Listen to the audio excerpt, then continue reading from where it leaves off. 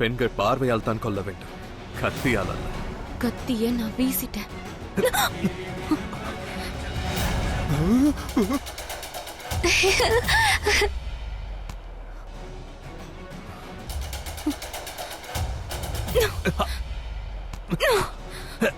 உமாங், சீக்கிரம் ஓடி வா.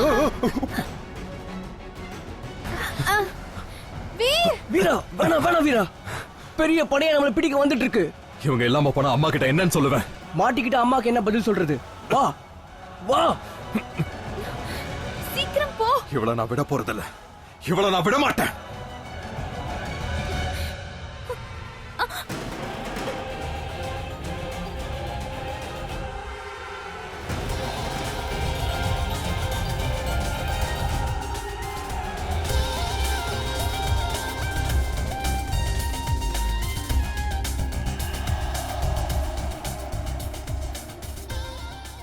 அருமை அருமை, பேரையே நாசம் பண்ணிட்டீங்கல்ல. பாரு, அம்மா முன்னாடி எப்படி தலை குடிஞ்சு நிக்கிறான் பாரு. நீ இப்படி தலை குடிஞ்சு நின்னா அம்மாவால எப்படி தலை நிமிர்ந்து வாழ முடியும்? என் பையன் தோத்துருக்கான், அதையும் நீ பாத்துக்கிட்டு இருந்திருக்க.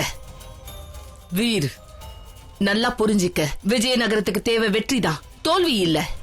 ஜாக்கிரதை, இந்த மாதிரி நடந்தது வெளியே யாருக்குமே தெரியக்கூடாது. ஒருவேளை தெரிஞ்சிச்சுன்னா வெளியே சிரிப்பாங்க. எல்லாருக்கும் என்ன பதில் சொல்றது? என்ன சொல்ல? பையன் அம்மாவை ஏமாத்திட்டான்னு சொல்லவா? அப்படி யாராவது என்ன கேட்டா அவமானப்பட்டு நான் செத்துருவேன். இல்ல, அப்படிலாம் நடக்க கூடாது. எல்லாரும் கண்டபடி சிரிப்பாங்களே தெரியுமா? பாருங்க பாருங்க, வெளிய பார்க்க சிங்கம், முறுக்கான உடம்பு, சரியான ஆண்மகன். ஆனா ஒரு சாதாரண பொண்ணு முன்னாடி பூனை மாதிரி தோத்துட்டான்.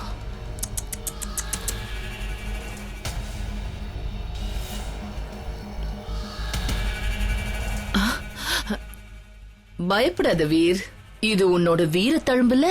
உனக்கு இந்த ரத்தத்தை எடுத்து பொட்டு வைக்கிறேன், அழகா இருக்கும்ல. தோத்துட்டு வந்துட்டியேப்பா, அதுவும் ஒரு பொண்ணு கிட்ட, நமக்கு கீழே இருக்கிற சாதாரண ஒரு பொண்ணு கிட்ட. நான் கேள்விப்பட்டதெல்லாம் உண்மைதானே? மொத்தமா நீ உடைஞ்சு போயிருப்பல்ல. நானும் இப்படிதான் உன்னை நம்பி உடைஞ்சு போய் நிக்கிறேன்ல. உன்னுடைய பலத்தையும் ஆண்மையும் இழந்துட்டு வந்திருக்க, ஒரு பொம்பளை கிட்ட தோத்துட்டு வந்திருக்க வீர். உன்னுடைய ஆணவம் செத்துருக்குமே இல்லையா? பேசாம அம்மாவுக்கு துணையா வீட்லயே இருந்துடலாம் தோணுதுல்ல. என்னோட கேள்விக்கெல்லாம் உன்னுடைய மௌனம் தான் பதிலா? இந்த ஊர் என்ன வேணா பேசட்டும், அது உண்மையா இருந்தாலும் உனக்கு அம்மா நான் இருக்கேன். உன்னை ரொம்ப நேசிக்கிற அம்மா. போ, ஓய்வெடு, போய் நிம்மதியா இரு, பால் குடிச்சிட்டு தூங்கு. போ.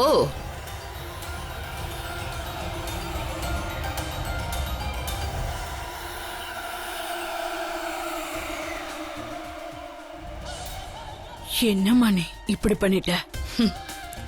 இதத்தான் அன்பால வேட்டையாடுறதுன்னு சொல்லுவாங்க. அன்புன்ற பேரை சொல்லி அவனை தலகுனிய வச்சு உசு பேத்தது. இன்னைக்கு அவன் உண்மையிலேயே காயப்பட்டிருக்கான். அவன் ஆண்மையவே கேள்விக்குறியாக்கியிருக்கேன். அவன் சுய நம்பிக்கையவே இழந்துட்டான். என்னாச்சுன்னு ஒரு தகவல் இல்லை.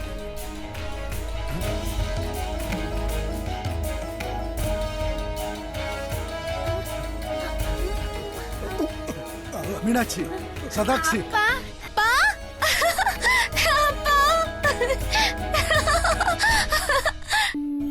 உங்க 2 பேரையும் காப்பாத்துறதுக்காக அவ எவ்வளவோ கஷ்டப்பட்டு இருக்கா. பெரும் படையால சாதிக்க முடியாததை அவ தனியா இருந்து சாதிச்சிருக்கா. சந்திரகாந்தா, இது உனக்கான பரிசு. மகாராஜா, இன்னைக்கு நான் இவங்க 2 பேரையும் காப்பாத்தினதுக்கு என்னோட நண்பன் தான் காரணம். அவனோட மாயவித்தியால தான் இவங்க எல்லாரையும் காப்பாத்தினேன்.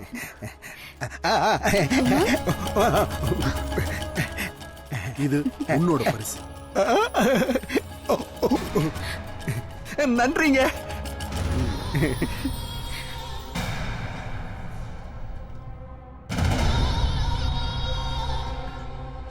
விட மாட்டேன். அவனை இன்னும் வெறியேத்தணும். போதையுடைய உச்சத்துக்கு போகணும். அவனுக்கு இன்னைக்கு வந்த தோல்வி நாளையோ வெற்றியா மாறணும். என்னுடைய இந்த கனவை அவன் நிறைவேற்றத்துக்காக என்ன வேணா செய்யணும். இன்னைக்கு விட்டது நாளைக்கு பிடிக்கணும்.